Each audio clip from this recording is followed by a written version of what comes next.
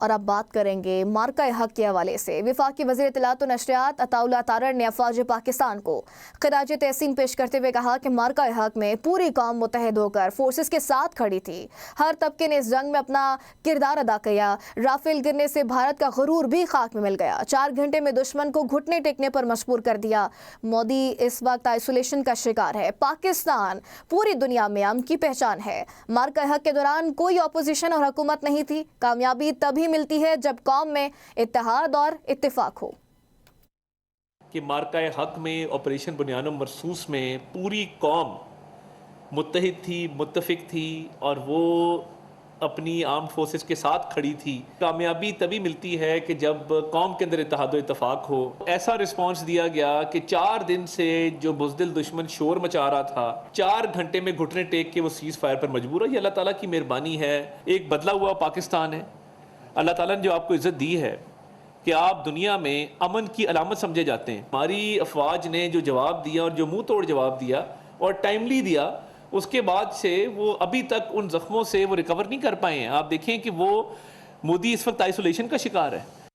Balochistan assembly اجلاس میں مسلح افواج کو خراج تحسین پیش کرنے کے لیے تہنیتی قرارداد وزیر اعلیٰ بلوچستان سرفراز بگٹی نے پیش کی۔ قرارداد کے متن میں کہا گیا کہ بری، بحری اور فضائی افواج کو مارکہ حق میں کامیابی پر خراج تحسین پیش کرتے ہیں۔ قومی سلامتی کے تحفظ اور دشمن کے ناپاک عزائم ناکام بنانے پر افواج پاکستان کو سراہا کیا۔ جبکہ دشمن کی جانب سے کئی فوجی چوکیوں پر سفید جھنڈا لہرا کر رحم کی اپیل کی گئی، جس پر یہ ایوان پاکستان کے مسلح افواج کو دشمن کی ناپاک جارحیت پر فوری، مربوط اور بھرپور جواب دینے پر شاندار الفاظ میں خراج تحسین پیش کرتا ہے۔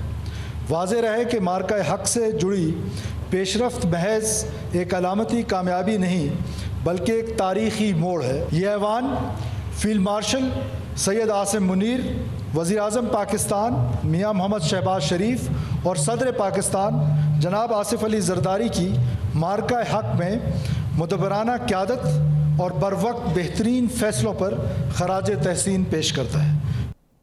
سابق گورنر سندھ کامران ڈسوری تقریب سے خطاب کر رہے ہیں۔